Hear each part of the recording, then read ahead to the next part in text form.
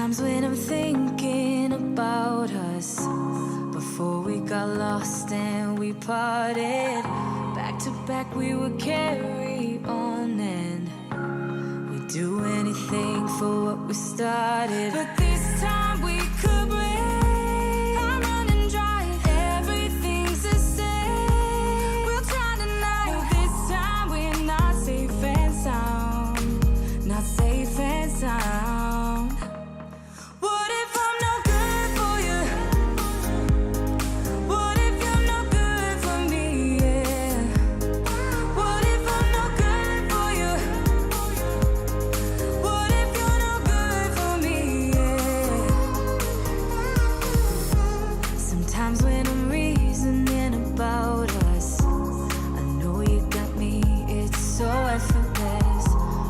Back we would carry on and we'd do anything for what we started. But this time we could break, I'm running dry, everything's the same. We'll try tonight, this time we're not safe and sound, not safe and sound. What if I'm no good for you? What if you're no good for me? Yeah. What if I'm no good for you? What if you're no good for me? Yeah. What if I'm no good for you? What if you're no good for me? Yeah. What if I'm no good for you? What if you're no good for me?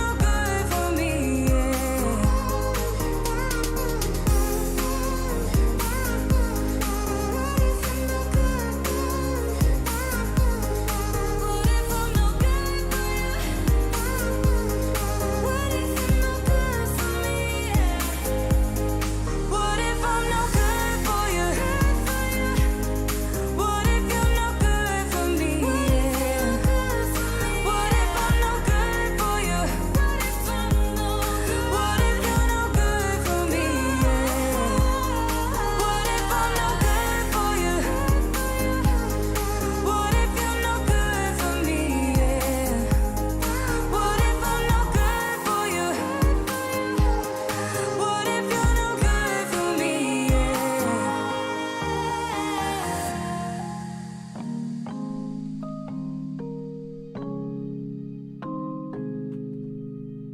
Welcome everybody to the FPV News. Every Tuesday, me and ItsBlunty get together and we give you the latest developments in the world of FPV. How you doing, Blunty? Good, Joshua. How's it going today? I'm doing good. I apologize that we are a few minutes late. I would like to remind you, for everybody who wants their money back, we go long a lot. We do. It's We were very true. actually just having a super engaging conversation about a private topic, and it was so interesting. I was just like, you know what, they can wait. They can wait. This is our time. Don't tell them that. We were trying to get here as fast as we could. There was a We're- technical issue. Yeah. Yeah. I would like to say there was a technical issue with my internet, but fingers crossed, it's been good for like the last 4 days. So hopefully no more. I couldn't resist. Oh, welcome you guys. Glad to have you here. We are going to be going over the latest developments in the world of FPV. But before we do that, let's just real quick thank you guys for being here. First time catching it live, Elite FPV. Good to have you, my friend. Very glad. All you guys here in the chat and all you guys in the Discord, thank you guys for coming out. Just take a second to give you guys thanks and let you know we're watching your comments during the stream. But before we get started with the news items, we always like to do some public service announcements. Yes. Some key information that we like to put right up front because it might affect you. We got several of these today, Blunty. Where do you want to start? Well, our first PSA is going to be about flight controller issues. So there's something flight controller manufacturers should be aware of, and if you work for one or you know people who manufacture flight controllers, or whoever's watching this, know this. Basically, you need to add 2 resistors onto your USB-C port. And 2 resistors added to your USB-C port will allow bidirectional communication. So if you scroll down to page 11. Page 11, okay.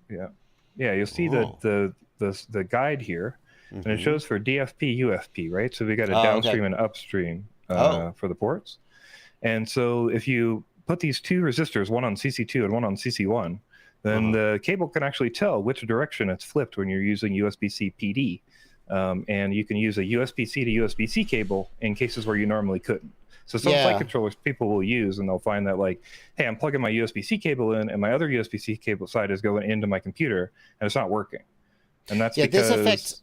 When I first heard about this, I thought, who does this really affect? Because I've never had this happen. And this affects a very specific set of people, but it's going to affect more and more people as time goes on. If you have a USB-C port on your computer... So if you use USB-A, like my computers are mostly USB-A, it doesn't affect you. But if you have a USB-C port and it supports high-power USB, like a MacBook that can be charged. Yeah, USB-C PD. Yeah, PD, the power delivery standard. Like all these newer, like ultralight laptops that can be charged over USB, right? Yeah. Those, if the flight controller manufacturers don't do this, then it doesn't work. Like the cable only works one way, or it doesn't work at all. If you have a normal USB-C to USB-C cable, it won't work at all. And you have to use a USB-A to USB-C, or you can use like if you only have USB-C on your computer, you can plug in a USB-A to C adapter. So you can go like C to A to C, and that will give it directionality. I see. But if the flight controller manufacturers just added these 2 little resistors, which probably cost 0.3 of a cent or something ridiculous, then it would work correctly. Yeah, then it can tell where the resistors are with the sense, and then it'll decide the direction. So okay, cool. So we're doing a shout out here to the manufacturers of flight controllers to say, can y'all start doing this? Yeah. And we're also doing a shout out if you have like a MacBook or one of these laptops with these USB-C ports and you're like, why won't Betaflight work? This is why. Yeah. And the fix is to get a USB-A adapter for your USB-C. Well, if we use like a USB hub, would it work?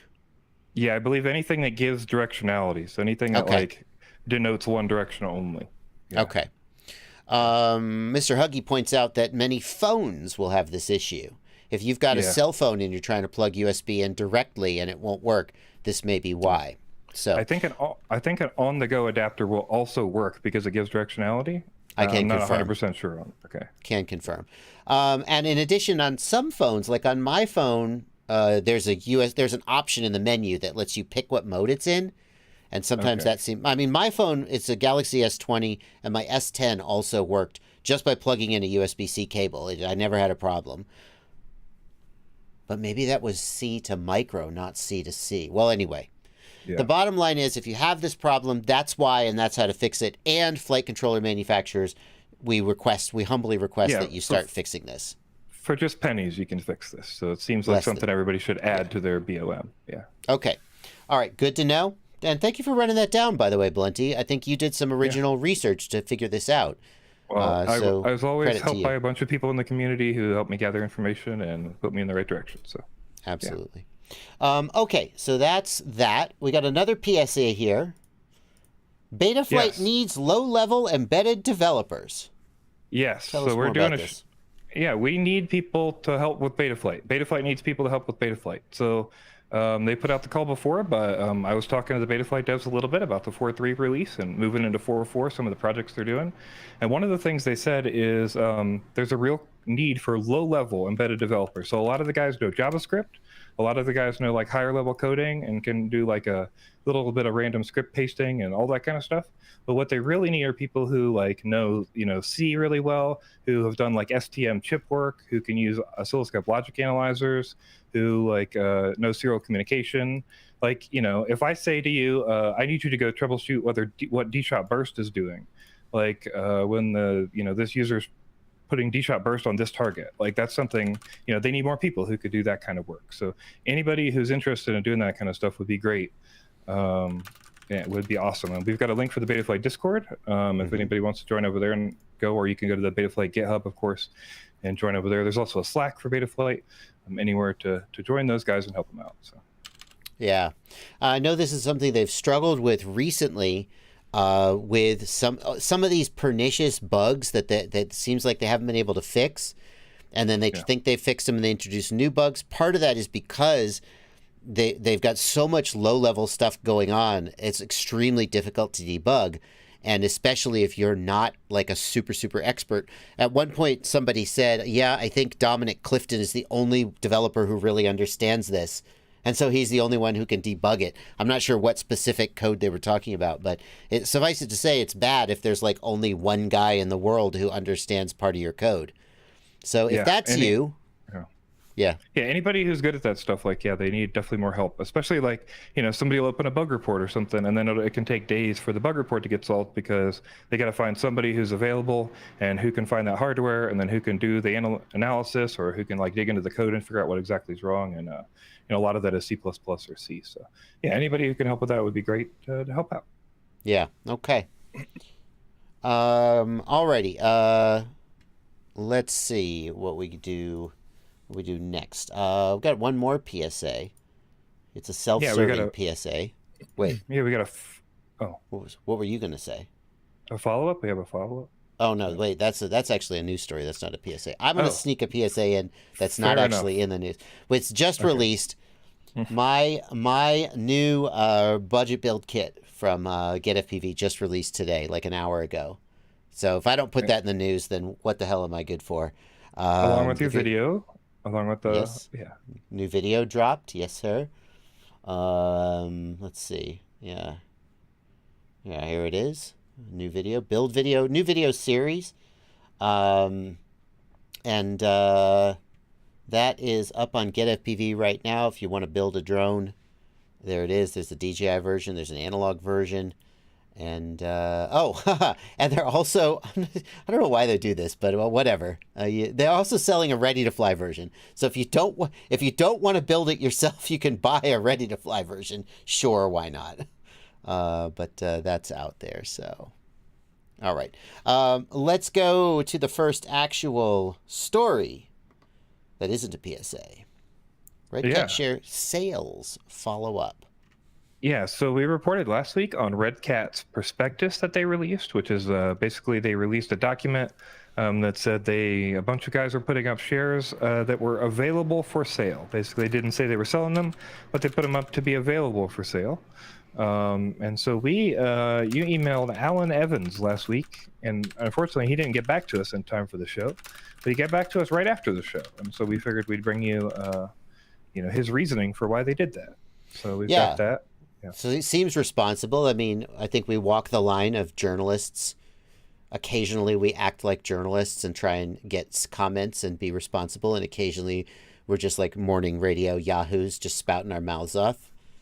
But this time we acted like journalists and we asked for a comment and we actually got one. So now we're gonna share it. Yeah. So basically, we got two statements from him, basically a lawyer speak statement and a plain English statement, which I thought was kind of nice. Mm-hmm. And he says basically, in lawyer speak, it does not equate to sales or even intent to sell. TLDR, there's a bunch of stuff you can do with shares, and then he says, in plain English, it's very common for shareholders, especially insiders that can't buy or sell regularly because of insider trading, to register shares so they can borrow against them. And then he gives us an article about Elon Musk borrowing against his own stock. So basically they're saying they're just registering these so they could be sold, and that gives them value to the shareholder to use as a loan or to use as like borrowable assets. Yeah. So. I guess my understanding as a complete layperson is that the way it works is that you put up the shares as collateral, then someone loans you a shitload of money.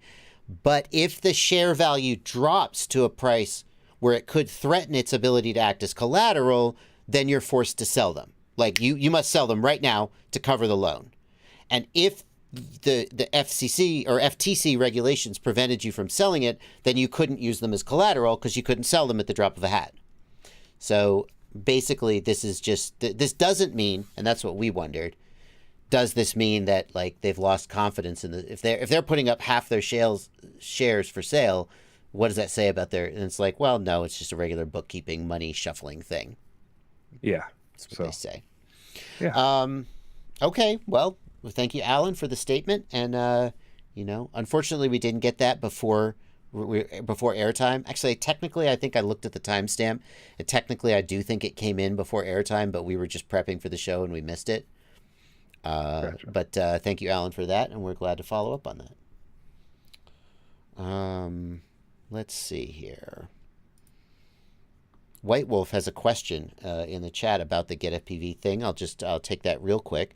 So it doesn't come. It comes with only 6S kV motors. There's whatever 1800 kV, whatever they are. And if you need to run 4S, you can. It'll just be underpowered. In this day and age, having two separate SKUs with two separate kV of motors was a little bit more than we felt like we could do, and so we just sold it for 6S, which is what most people are running anyway.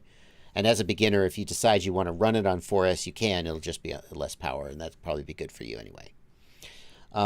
So that's the thinking. But I understand if you have 4S and you were hoping to get 2400 kV motors, but that's one of the sacrifices we make in 2022. Yes. Yeah.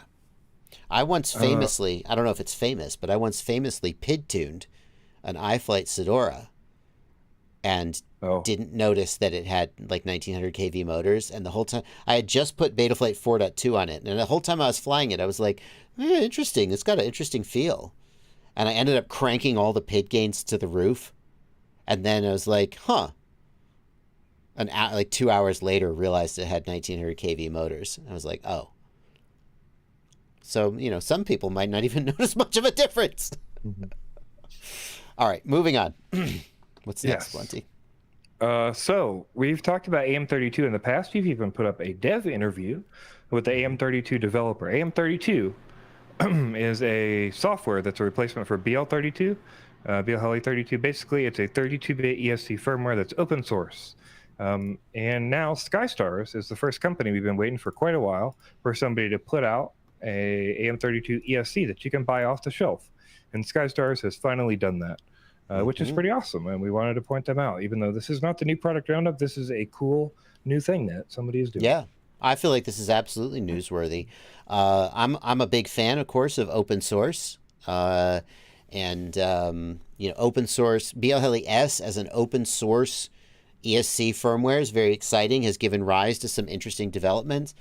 And BLHeli 32 has kind of been locked out from that because it's closed source and locked down. But with AM32 being open source, there's a lot of potential for interesting new developments, or just people who want to, like, I love telling the story of how Pete Smits, who's the guy who created this project, he just was like, how hard could it be to write an ESC firmware? And then he like started learning how to do it, and 2 years later he finished. And that's just fantastic. So if you're interested in playing with that, the SkyStars ESC is the first one. You can technically flash AM32 to a BLHeli 32 ESC, but it requires some fiddly soldering that a lot of people are going to object to. Anyway, pretty cool. Do we know anything about AM32 in terms of like what features it might bring to the table, other than just saying, it's open source, it's kind of cool? Well, we also linked the dev interview that you did with them, and even back then there were quite a few features, like variable PWM, was in AM32 first. But yeah, there's quite a few features in there. There's like slow start. So like FetTech ESCs have a slow start feature. So that's in there. Yeah, there's just a few different, I think a lot of the same features are copied over. It's just a different interface and different way to access. So. Yeah. Wesley Vardy says AM32 needs a BLHeli 32 bootloader hack. It's a great firmware, but a pain in the butt to flash to my Acons. I'm sure Wesley knows this better than I do, but isn't the BLHeli 32 bootloader like locked down to keep you from, I don't know. Maybe it's not. I guess he wouldn't suggest it if it weren't possible. I'm not sure which part of the BLHeli 32 is locked. Get on it. It's open source. I think that's why you flash with C2, the C2 pads or whatever, because you have to flash directly to the MCU. You can't flash to the bootloader because the bootloader's locked. I believe that's the case. That's what I thought. I mean, theoretically, you could imagine a world where the code is locked, but the bootloader isn't, and so you could flash arbitrary code with the bootloader, but it just wouldn't work with the configurator. Well, I don't know. Or you would assume that the bootloader could be flashed from the actual like software instead of needing to be flashed from the pins. So yeah. Wesley Vardy says, yeah, well, that's not the first bootloader in the world to get hacked and unlocked. Wink, wink. Yeah. So, yeah, people are saying, SkyStar is not exactly high on my list of trusted manufacturers, and I know where you're coming from on that. I'm certainly not going to stand up for the quality of the ESC. I've never flown it, and I do know what you mean about SkyStars as a manufacturer. I will say though, when Happy Model was one of the first Express LRS manufacturers to come out, a lot of people squinted, and they've turned out to be very solid. On the other hand, Happy Model, the hardware design was done. With Express LRS, the hardware design was done basically by the developers, and in this case, SkyStars probably designed the ESC, and so who knows? But if you're interested in getting into AM32, maybe you're willing to take a shot. Yeah, and hopefully this pushes some other companies to at least have an AM32 version of their builds. Yeah, of their boards. Yeah, it'd be nice. It'd be really easy for a manufacturer to flash the AM32 code. Open source. And let's face it, guys, BL Heli 32 license, Blunty, you've estimated costs about $1 per ESC. Is that right? I think it's like $1.25. I think it's $5 per 4-in-1. That's what I was told. Yeah. Okay. So in the price, if that's true, then the price of every BL Heli 32 4-in-1 is $5 more than it would be if it was running AM32. And maybe that's worth it for other people to put out some AM32 ESCs. Yeah. Maybe that's just the race to the bottom that's destroying our whole economy. Sorry, couldn't resist. It's anticipating what the comments Speaking of things that are destroying our economy, okay, where's this transition going? The GoPro Hero 10 Bones has a major issue that everybody should know about. Hold on, I'm behind. Wait, where? Shrimp. Okay. So originally, closed my tab. So originally, the Hero 10 Bones was released, and we were like, "Hey, this is pretty cool for the FPV hobby.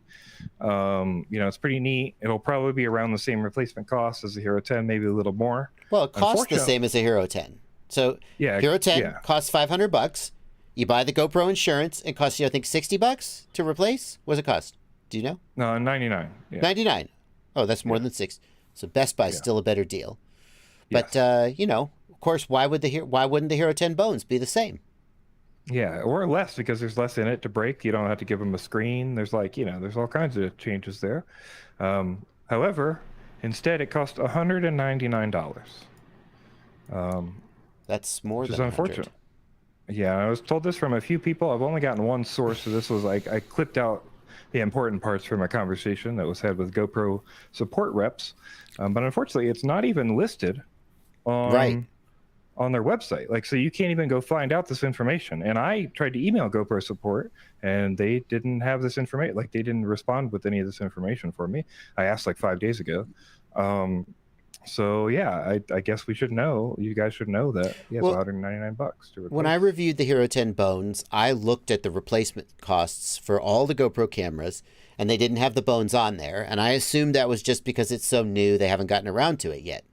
But I looked at the price of a Hero 10, and it was $100. And I was like, well, this one, same retail cost. Why wouldn't it be the same replacement cost? And apparently that was a mistake. It's $200 to replace. And unfortunately, you can't just say, well, I'll just go buy it from Best Buy and do the Best Buy insurance, which is what a lot of people do with GoPros. I mean, I think if you can get it from a Best Buy, sorry, everyone who doesn't live in, the land of the free. If you can buy it at a Best Buy, you should, because their replacement cost is only $60. That's better. But there you go. So bottom line, I mean, we kind of knew this already. Don't fly the Hero 10 Bones on a freestyle rig where the odds of breaking it are going to be high. I guess we kind of already knew that. Yeah. But you would think $99 is still reasonable, right? So, I don't know. It's unfortunate that it's that much to replace. Hopefully that would change at some point, but I wouldn't expect it to, because that's obviously set for a reason. That is just very odd based on what's in it and what's not in it, I guess. Yeah. So. The economics of that camera are weird. It's not Sam says you can't buy a Bones at Best Buy. Yeah, no, that's my point. The economics of that camera are weird because, like, as people said when it first came out, it's a Hero 10. It's the same price as a Hero 10, but it doesn't have a screen. It doesn't have a battery. It's missing all this stuff. Why is it the same price? And the counter argument is, well, it's a niche product. It's a smaller production. And so maybe that offsets the fact that they don't have a, I don't know. But I think it's hard to get a grasp on the economics of it because you would think that less camera equals lower price. And it doesn't seem like that's how they're trying to sell it to us. Yeah. Why is it only available in the USA? Asks Exclusive Aerials. Presumably that's what they think the biggest market is, and they're just testing it out. I really don't know, though. Yeah. I can tell you from my analytics on my channel, about half my traffic is from the USA. And then, like, there's a couple other countries, which I'm not going to know the exact order, but it's the UK, Germany, etc. You know, some European countries in the 10 to 15% range. And then everybody else is very, very small percents. So if half of the FPV content is being consumed in the USA, granted I'm speaking in English, so that skews it. You know, you could guess that maybe a huge part of GoPro's market is also the USA. Or maybe the logistics of distributing in Europe is more complicated, or maybe they're just racist against Europeans. I don't know. You decide. I guess it's more imports and issues like that. Sure. Yeah. Yeah. Racism. That's what I meant. Did you see my opening of my live stream yesterday about the white Jeep conversation? I did. Yeah, I was trying to figure out if I should pull that for the clips. I'll probably pull you definitely should. Yeah. You definitely should. And we'll put that image up too. Okay. That'll go up on the Clips channel. Speaking of the Clips channel, Blunty, let's take a moment here and do a plug. We're about halfway through the show. We got some plugs for ourselves. We don't take sponsors. We should take sponsorships. We'd make more money. Instead, we just plug our own stuff. One of the things I'm going to plug is a really great website, and I'll bet you think you know what it is. But it's not. My website, it's Blunty's website.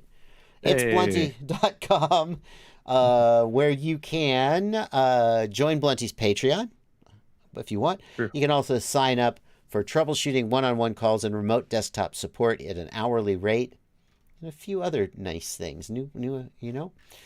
So definitely check that out. Blunty, do you have anything you want to plug? Yeah, that's not the only website we've got today, because we've got FPVknowitall.com for people who somehow don't know that this website exists. We've got your ultimate FPV shopping list where you can find links for all the great gear. And there's, up to date. I kept it mostly up to date by everybody you've got working for you, trying to make sure all the pages have the best, most new information they can have. So. Trying to. We got to get that updated. We got to update that immediately. Yeah, that's my old kit. We got to get a link to my new kit ASAP. Yes, sir.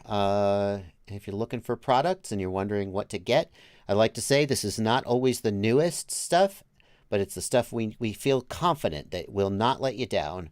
And that's what we try to do. So many things in FPV are disappointing. You buy something and it has some hidden defect that you didn't expect, or it breaks. And we try to give you reliable stuff you can count on and help you make a decision as to which is the right for you. So FPVknowitall.com. Check it out. Let's see, Blunty. The other thing we were going to plug, and that's what got us here originally, is the Livestream Clips channel. I have a Livestream Clips channel now. If you don't get to watch all of my live streams, or you just want to make sure you get the highlights, here they are. The news, of course, is on here, but also excerpts from my other live streams, which is great because there's always been little troubleshooting tips and stuff that just get lost. And Blunty, you volunteered to run the channel, and you're cutting those out and uploading them, and I really appreciate it. And so does everybody who subscribes. So get over there and get subscribed to that. There's some good stuff in there. Also, I'm getting practice at watching videos at 2.3 times speed. So I'm working. Oh, you're up to 2.3. I'm working up to 2.3. Yes. Okay. Good. Well, I really appreciate it. I really wanted that, and I wasn't doing it. So, the link to that is down in the video description, and you would love to have you a subscriber for sure. Okay. Moving on with the news. Yeah, Let's so see, we've what's got next? an interesting video for you from Mike Chin. You might know Mike Chin from TBS Support, Michael Chin. He's got a video of DR1. So DR1 was a racing league that occurred, I believe their last scheduled season was in 2018. And DR1 had a bunch of older pilots. So this was like Vanover was originally on this, I believe, before DRL and at the end with DRL. And there's a bunch of other people on here like Johnny Shearer, and there's Jesse Perkins, and all kinds of people who were in some of these series. So we wanted to tell you about DR1, but we were bringing this to you specifically because we've got a video that Mike Chin posted from DR1. This is a Tiny Whoop race that happened. People call me the creator of the Tiny Whoop. And they finally released a video for it. It's not final audio, but it is. For Team Airlock, Johnny FPV. Now you guys can watch this. Sorry, I was about to say, you guys can watch this. It's linked down in the video description. Johnny Share, Team Air Hogs. Team Air Hogs! Like one of the most prominent, popular FPV pilots in the world today. Team Air Hogs! I'm sorry, I can't just, that just cracks me up. Full time. And Mike Chinchilla Chin. I compete for myself 100%. I always had to be the best. For Team Air, Yeah, so for Shane Humboldt 710. so this is pretty cool to see a bunch of older pilots who bunch of people who aren't around, and a bunch of people who became something more. So pretty cool to see this piece of history showing up For here. Team Lumineer, Yeah. Cody Code Red Madsen. Reminds me a lot of what DRL is doing, making a show and It's the track walks and everything are very, very DRL. They exit the airlock and drop into the Luminaire cryo chamber before crossing in front of the cockpit and entering the Tiny Whoop hyperspace tunnel. So this is a Tiny Whoop 2-foot wide race. channel inside the heart Yeah, of this the was a ship. Tiny Whoop race They did. come out in the back Nice. corridor and make another right into the glass tube. Oh my God. They exit into the airlock and This go is right into amazing. the main hall corridor for lap 3. Why Lap did 3 this takes not, them through why, familiar I mean, territory, they're Tiny the Whoops, main so it's a hall little bit corridor lame. and the back hall. Oh, no, I'm Then sorry. they I'm enter sorry. the I didn't glass mean it like tube for that. the third and final time. I mean, just from a The pilots now exit spectator's the airlock and perspective, head the to the Tiny main hall Whoops corridor don't for have the same fourth and final lap. gravitas They speed that down larger the drones do. 50-foot That's what I hall, meant. and instead of Not going from my, right, from a they from a turn spectator's left perspective. and left again into the Tiny Whoop hyperspace tunnel before turning and crossing This the is finish amazing. line in front of their teammates. Oh, they're so small! Flying is definitely too cocky. Oh my and goodness. to be the first course, I know That will earn points as an individual. All right. Wow, this is amazing. Yeah, even hosted by Oh My God. Hosted by Oh My God. Yeah. What year was this? What year was this? This specific race, I'm not sure. I don't know that Mike said. I know the last year they did stuff was 2018, but this might be a little Okay. earlier than that. So, it was a while ago. Then Airhog Johnny Share drops the third. Look at that game face. Look at that game face on Johnny. Then Airhog Johnny Share. He drops is the not third, messing and around. Second. Oh my God, he's going so fast. Like Mike Chin He's going so slow and you can't see a gosh darn thing. says, then Airhogs might have a Ah! chance of... Ah, no, I wonder wow. why he Johnny crashed. Share with a suicide crunch into the bulkhead. How the mighty have literally fallen. For Airview's first place, Kobe Katola focuses in, fighting off a massive Oh challenge from my God, Kane he's got the... Kane gets the edge, but Kurtola is giving him no room to breathe whatsoever. As they turn into the glass tube and lap two. Oh God! Oh God! They're all just crashing because they can't see where they're going. Hoping for a miracle. And he's back up. Oh, but it's a Airview tiny is whoop, still so he in there. gets back up again. But now, all eyes turn to Kane Madera from Luminaire. Oh my God! All right, I'm sorry. We're just gonna do a react. This is now a reacts channel. You know what? I'm just sorry because everyone now Tiny Whoop fans hate me. I'm sorry, Blunty. You race Tiny Whoops. It's just we've got all this music and this cameras, and then the Tiny Whoop comes like just wee. It's You got to do something, right? You got to make it exciting. I know. Oh gosh, that's great though. I want to watch that whole thing just to see all those guys from way back in the day racing. And why didn't? Here's what I sincerely wonder, Blunty. Like that's quality content that a lot of work got put into. Where is it? Why is it not I don't know. I was just laughing at it. Maybe. Yeah, I mean that's maybe part of it. It's hard to say, but like, I don't know how many of the people that you in chat even know what DCL is. You know what I mean? Like it's like, yeah, I bet there's a lot of stuff like that. Where who's heard of drone soccer? There's like, there's all kinds of weird stuff like that. I feel like that's out there getting money and stuff that's going on. I bet you a lot of these people have never heard of Rotor DR1, have they? I don't know what that is. That's this, isn't it? Or what is no? No, not Rotor DR1. What's that movie that Chad Kapper made? Chad Kapper made a feature-length movie. We're putting that on the news next week, Blunty. I'm sure We're gonna somebody do a in react chat to knows it. what that is. What's the name of the movie that Chad Kapper made? I'll find it. We'll make it. We'll react to that next week. All right, I'm making. We're gonna add a react series. We're gonna add a react section. Okay. Okay. I thought it was not Rotor DR1. That's on my head. We've put that in. Was it DR1? Look him up on IMDb. Rotor DR1. All right, we're not gonna watch this. This exists. We're gonna react to this next week. In a post-apocalyptic... Here, wait. Let me do my movie announcer voice. In a post-apocalyptic world where half the population is dead or missing and the sky is full of autonomous drones, a 16-year-old boy named Kitch sets out to find his father, joined by DR1, his drone companion. Well, that actually kind of... I expected it to hit harder at the end. That's a worse plot than I thought it was going to be. You know that's Christian Kapper, Chad's son. Yeah. Chad said, I learned something from making this movie. And that is that before you make a movie, you have to ask yourself, does anyone want to watch this? It's a great question to ask. Said I had this idea for a movie, and I put all this work into raising money and making the movie, and I thought it was a great movie, and it turned out no one wanted to watch it. Yeah. Okay, we'll check that out next week. I mean, it's a thing. Okay, all right. Continuing. What's next, Blunty? Thank you for that. That was I really enjoyed that. It was a real uplift for me today. Next up, IGOW 3 is over.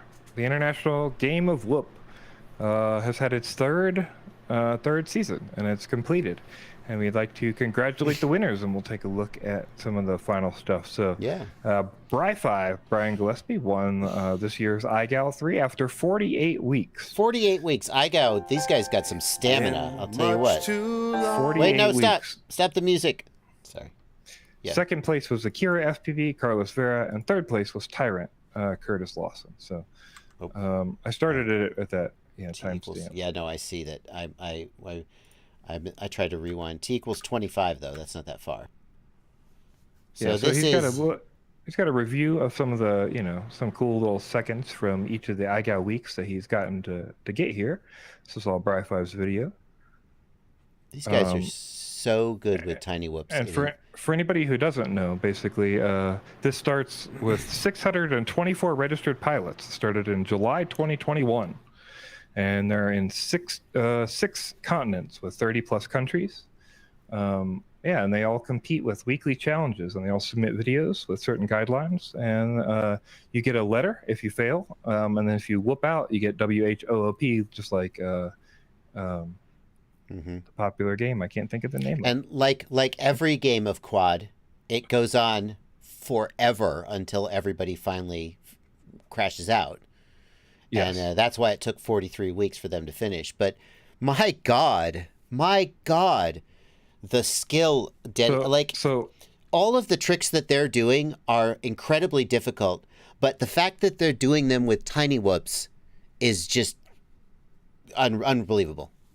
So the video we're watching now is his winning entry and the way he won the contest. So he did 10 Rubiks Cubes in 15 seconds, and then switched to one hand in acro mode and completed the cube maze. So we're seeing that one-handed completion of the cube maze.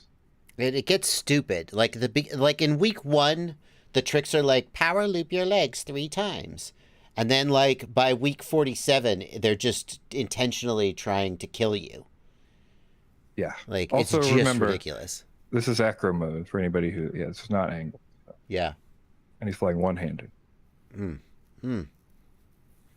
So pretty cool stuff. Again, congratulations to BrighFive and then AkiraFPV and Tyrant for the runners-up. Pretty cool stuff. So they are doing another IGOW next year, but they want to let you know, FPV Skittles wants to let you know that the IGOW next year, that will start early 2023, will not go as long. They are changing the format a little bit so they can basically like a main course and then a playoffs at the end, so that it won't like take up everybody's 48 weeks of their time. A whole year you'll be doing this, not this time. And then also in August we'll be announcing there'll be an all UTT version. So the UTTs are like universal time trials people can set up, and there'll be an all universal time trial version of IGOW in August for people to compete in as well. So. Nice. By the way, there are pretty significant prizes. I mean, I don't know if it's worth 48 weeks of your life, but it's not like people just do this for no reason. They round up a lot of sponsors and prizes. So the first place winner this time won the Orca V2 pilot goggles, along with anything they won during the season as well. Right. And then the second place winner got $500 in cash, and the third place winner got V1 Orca goggles and a rapid fire. Yeah. Nice.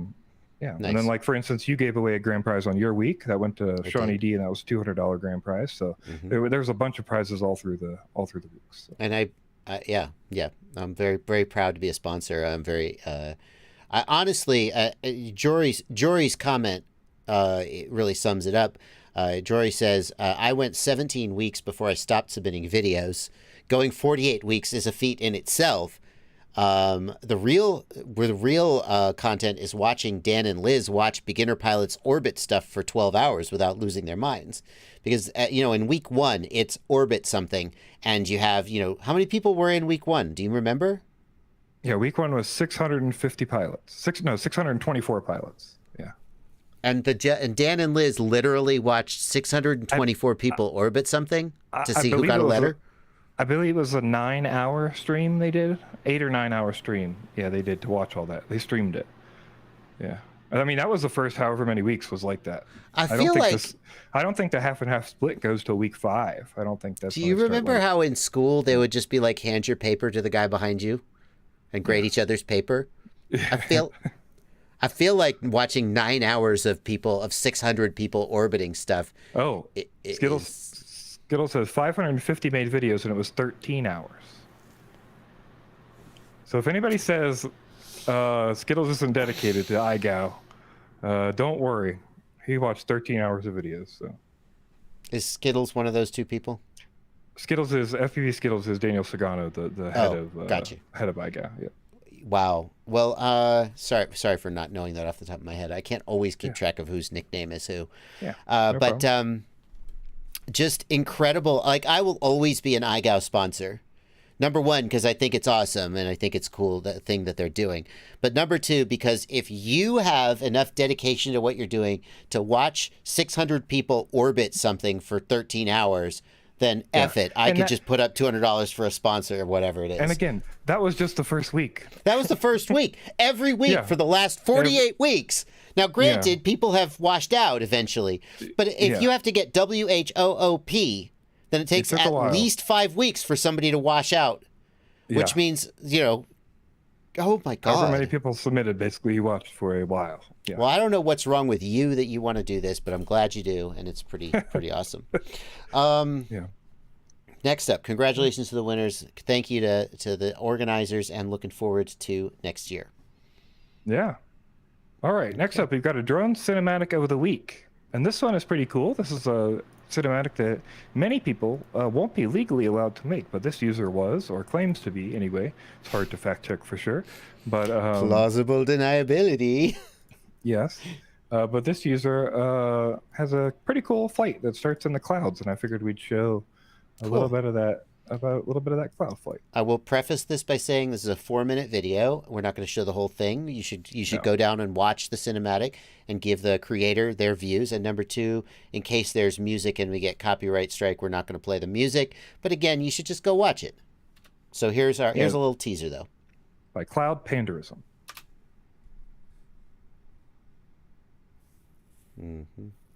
Well, I wonder what quad he's flying. Now, do we come in right at the beginning, Blunty? Is that where you want to come in? He gets up there pretty quick, but yeah, Okay. we could start from the Yeah, beginning. it's cool. It's cool. Little crossfade there. Ooh, what country is this? This looks. Oh, he's gonna cut. I see. This looks. It's reminding me. I can't tell. I believe he's somewhere in China, but Oh. I'm not 100%. That's what I was gonna say. Yeah, I've heard people say that there are no rules in China. Basically, I mean, obviously there are laws, but people say you just fly a drone wherever you want. People won't freak out. Oh my God! It looks like a mountain dive. Like it vaguely reminds me of a mountain dive, except he's like diving through the clouds. That's so cool. So one thing also, mountains don't have bottoms, right? And I think it's pretty cool. Is he You'll see gonna what he does Matty here. flip the cloud? He's coming out the bottom. Oh, he got a hole. He's looking up through the hole. That's so cool. That's so cool. That's so cool. Yeah, so some pretty neat flying there. We don't get to see that kind of stuff a lot, so That's really yeah. cool. All right, I'm going to stop. I want to keep watching, but out of respect for the pilot, I'm going to stop there. And if you want to keep watching, you should. Don't click away, though. That's bad for my analytics. Afterwards, hang on, I gotta nix this spammer. After the video, though, you can go check that out, and put that in a little. Copy paste that. Really cool. Awesome. All right, Blunty. Well, we got about 10 minutes left in the stream. That's just enough time for a segment we like to call It's Barely News. News items, quick little news items that are worth your mention, but not really like fully detailed news items. Yeah, and the first up, we've got a new 3D printer Kickstarter. And this is pretty weird for our show, but we'll tell you why. I'm so tempted by this. Yeah, so this is pretty neat. If this pans out like they say it is, it's going to be amazing. So pretty cool to see this as an option. But basically, this is a 3D printer that tries to do everything that a lot of the old other 3D printers can't really do. So it does purges out the back. It's set up for multiple filaments at the get-go, has special hardware and software that's all been developed by this company, Bambu. But what makes this special and why we're showing this to you today is that if you keep scrolling down, you'll see a list of the people who worked on this project. Look at this shit. AI, it looks at your first layer and it inspects it with AI to tell, if your first layer's bad. Detects spaghetti code and interrupts the print. And yes, you're continuing. Keep going. Eventually we'll get to whatever. Yeah, pretty cool stuff. But basically, we've got our gang of people here. And if we take a look at the staff, we're going to quickly find a commonality, which is every one of these people worked for DJI. We even got the head of the FPV goggles, the Digital System and Drones, which is the COO currently of this company. Yeah. So basically, 5 people from DJI who are working to make this a either better or worse product, depending on how you think about it. So hopefully it won't be as locked down as the DJI products are, but it's pretty neat to see that a bunch of engineers and developers from there are getting together to make a 3D printer. I'm excited about this. I'm tempted by it. I haven't bought one, but I am tempted. And here's, this is just, it's barely news. So technically we should just go, well, isn't that interesting, and move on. But I want to talk about this for a second. What if printing on paper was as complicated, fiddly, and unreliable as 3D printing? Right? I mean, I agree with you, but printers still suck. But yes, I agree with you. Well, they do. Yeah. No, printers have a lot of problems. But if you think about it, most of the time you hit print, and as long as there's not a paper jam, your page comes out. Mostly. Yeah. And that's not true with 3D printers. As long as the spooler service is working. Yeah. I sorry, I have a sore part in my heart for 3D printers, or for regular printers. Fair hours point. And hours and hours working on regular printers. I think that there's this divide in a lot of cases between dedicated hobbyists and users. I don't want to be a hobbyist about printing. My HP printer sits over there and I want to hit print and I want the page to come out. I don't want to have to know about how to reload a toner cartridge. I mean, like literally put toner in a cartridge. I just want I want to use it. right? And 3D printers will eventually get there. They're too useful not to. And hobbyists will still do their thing, but I think this could be a step in that direction. And for everybody in the chat who says things like, I saw somebody say, Octoprint can do that. It's like, yeah, Octoprint can do that. You're going to buy a Raspberry Pi. You're going to flash it with the Octoprint image. You're going to hook it up. You're going to need a power supply. You're going to add a relay to your power supply so you can switch your printer on and off. You're going to add Wi-Fi. You're going to get it on your Wi-Fi network. Your Linux is going to be out of date, blah, blah, blah, blah, blah, blah, blah, blah. What if I just want to swipe my credit card and have a box that I sit on the counter that does the thing? That's what they're selling you. And I think that very few people are doing that at a consumer price point today with 3D printers. It should also be pointed out that like they're aiming at Prusa prices because they're doing a Prusa thing. You know, they're trying to aim at that same market as Prusa, but hopefully be more universal. The first one starts at MSRP is $1,000 or $800 if you buy in early. But the difference between this and most Kickstarters is this is a finished product. This is a like completed product that will be shipping in July, and they've already basically built it. However, this is Kickstarter, so if they leave tomorrow, they take your money. They could. Don't forget that. They could take your money as well. So like theoretically, they're trying to like make a good company, and they won't do that. But you never know. 5x DJI people. I assume it'll be good, but that's also something to know about Kickstarter. So anyway, kind of an interesting product and something everybody should at least know exists. I want to just mention this because I also I've been reading about this printer as well, the Anchor Make, and we're not going to go again. It's barely news, and we don't really talk a lot about 3D printers. But this is another example of a printer that is supposed to have more intelligence, more automation, and be closer and closer to that print and go. And it's just nice to see consumer grade printers aiming at simplifying it for people who don't want to be enthusiasts. And I say that as someone who, like, I aspire to be a 3D printing enthusiast. But ultimately, there are times when I want a gosh darn GoPro mount so I could go fly tomorrow, and my gosh darn printer isn't working right. That's always my experience. I mean, like, if my printer prints normally, it's like, I don't know, like, you know, TPU and fiddly stuff and like print weird shit, and I have to like do my own supports. And like, obviously there's parts to it, but like all that is part of the process, and it just makes it frustrating a lot of times to go print something on a printer. So. I have one printer, my Sovol SV01, the very first printer that I ever got.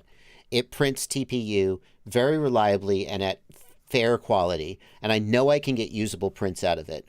My Ender, I still don't have. I have a really good TPU profile on it. It was printing okay, and then I replaced the whole hot end with a direct drive hot end, and now it's like, nah, I could probably get. And my and I just got this Prusa Mini behind me, and it doesn't print TPU worth a damn, although I haven't played with it much. So I literally have one printer, and if I need a GoPro mount, I'm like, oh, please don't break today. And if it breaks, I'm just boned. So yeah, make us better 3D printers. All right. Moving on. That was the first story, and it's barely news. The rest of them will go much faster. Moving on. All right. So DRL just got a new update. 4.0 has been released for DRL, and they've got a bunch of cool stuff. I think one is actually going to be really interesting, but the rest are cool too. So we got a mega city map. So we got a brand new city map with all kinds of new stuff in it, new freestyle places to fly and new tracks. Got a search and destroy mode where you fly around and you break targets. And then you try not to break the other targets, you know, so it's like a skill sort of thing, and you can compete for times. They've also got a new onboarding process, so it kind of takes you through the tutorial automatically.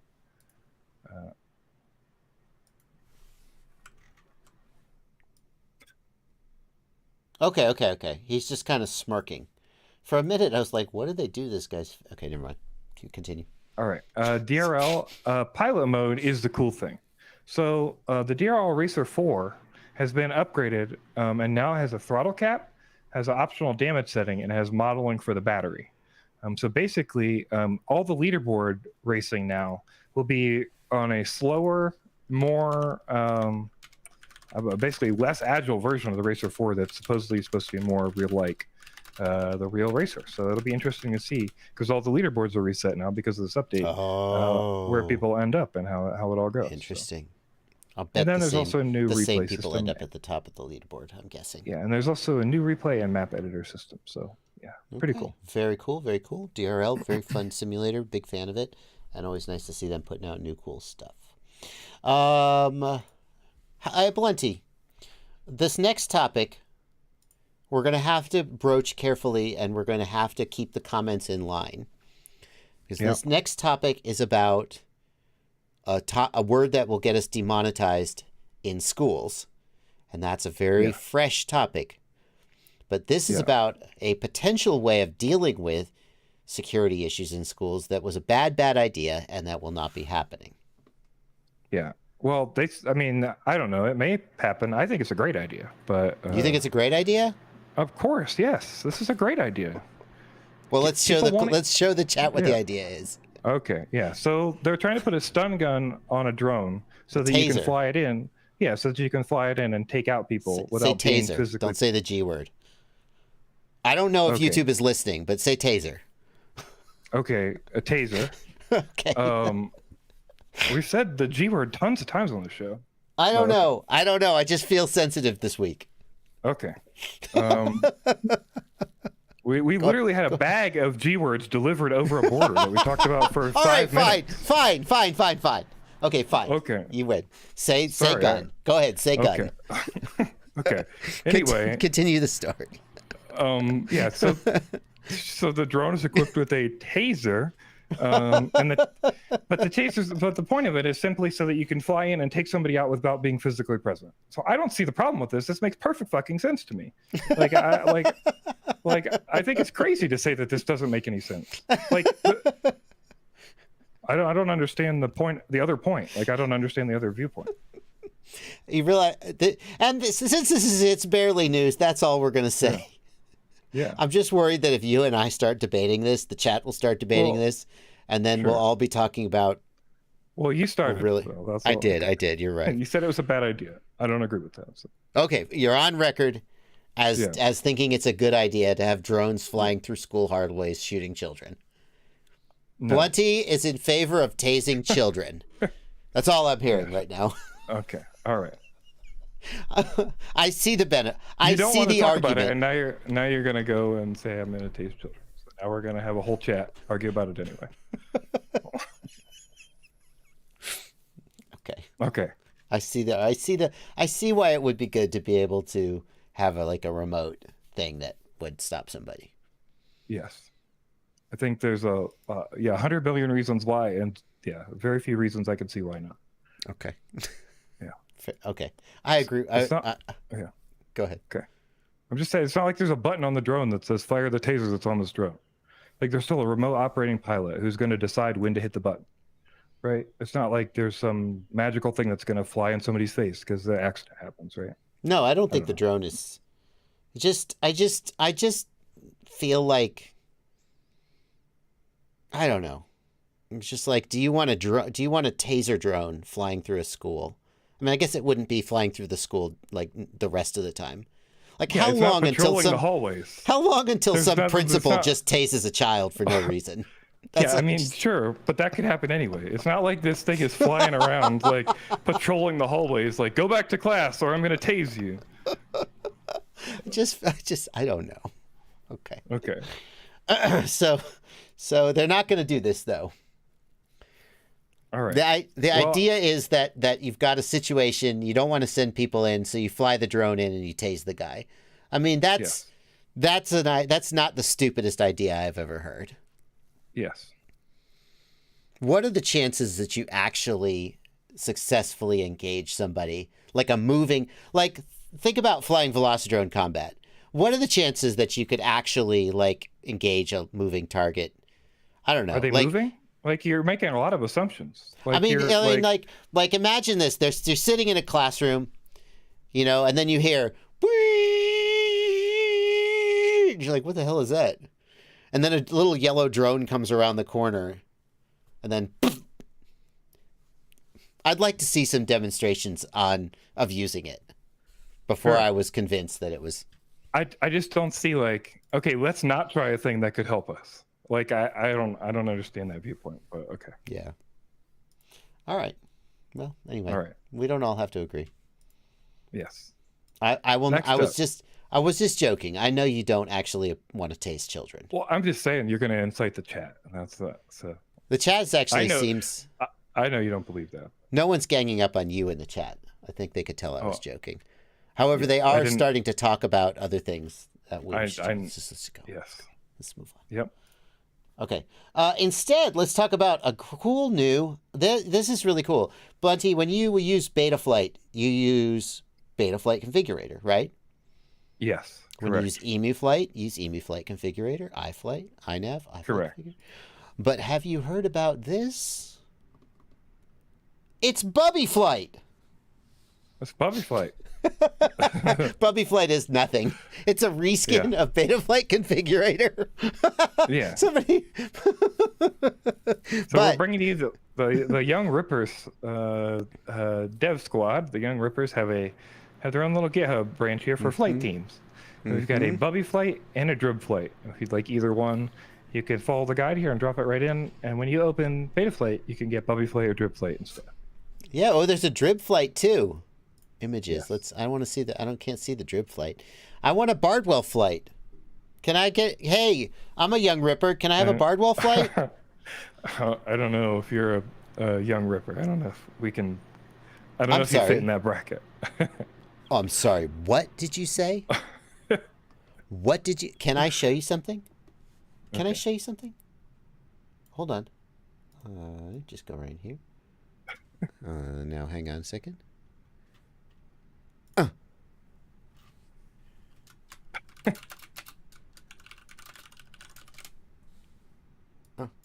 Hang on. I'm just gonna wait a second here. And we'll see. We'll be back to this. We'll be back to this. All right.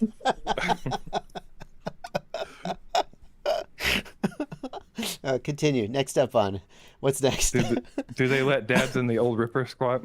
Maybe it's like old Rippers. I've been grandfathered in, literally, in some cases. Okay. All right. Middle-aged Rippers. No, wait. Here we go. Oh! Oh! Oh yeah. That's the thing I'm most proud of in the world too. All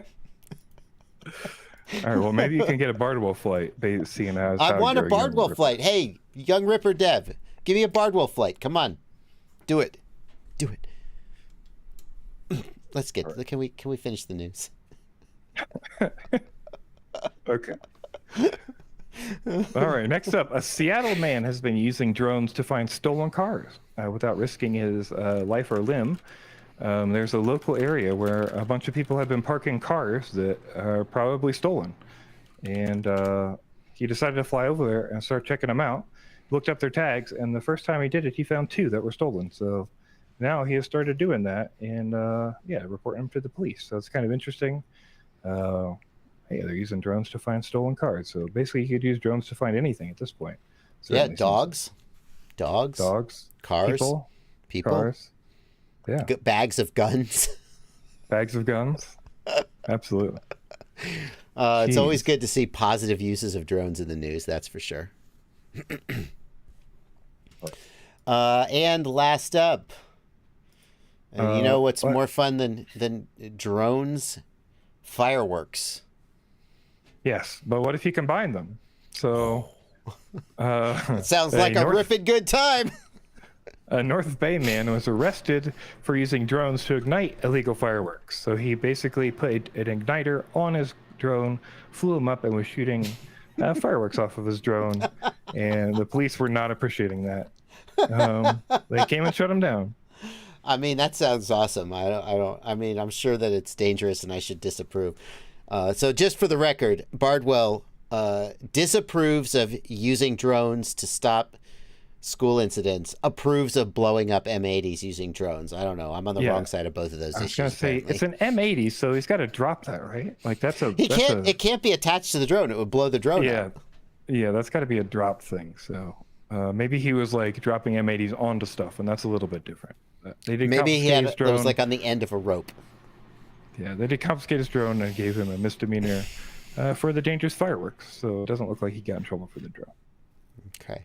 All right. All right. I'm sure the FAA did not approve. I'm sure they did not. And that brings us to the end. Thank God. Wow, what a week. the FPV news. I've actually really had fun. I don't know why I'm in such a silly mood this week. Yeah, but, it was a good time. And we've had another great news. But don't forget, if you're still out here watching this news, you got to go down there and hit that subscribe button and hit the like button. Don't forget that thumbs up really helps out. All the algorithm really appreciates that thumbs up. And then, yeah, go and tell your friends about the FPV news. That's something we haven't asked you to do in a while, and we'd be pretty cool because some people don't know we do a news show or when it is or that it's live. Yeah. So, like, I think we get, you know, like currently 500-600 viewers per stream and a few thousand views afterwards. I'm pretty sure there's more than a few thousand people in the FPV community. I don't know how they're, like, they must just not know we exist, because otherwise, why wouldn't they be watching? Yeah. I'm sure they would all be watching every second of this wonderful show. So. All right. All right. Well, we're gonna go do something else next. Thank you guys for coming out. We'll see you again next week. Hey, also, if you've got things we need to know about, submit them to news@fpvknowitall.com. Kids, that's an email address. We're not on Instagram or anything. So WhatsApp, Snapchat. You're gonna have to get your grandpa to show you how to use Gmail, but you can email us news items as well. We'll be back next week. The old rippers can help you with Gmail. I got to start the Old Rippers Club, except old people aren't really rippers. What would we be instead of rippers? Old, I don't know. Cruisers. Old line of sight pilots. I don't fly line of sight. All righty, guys. Thank you so much. We'll see you next week. Have a great night. Easy. Bye.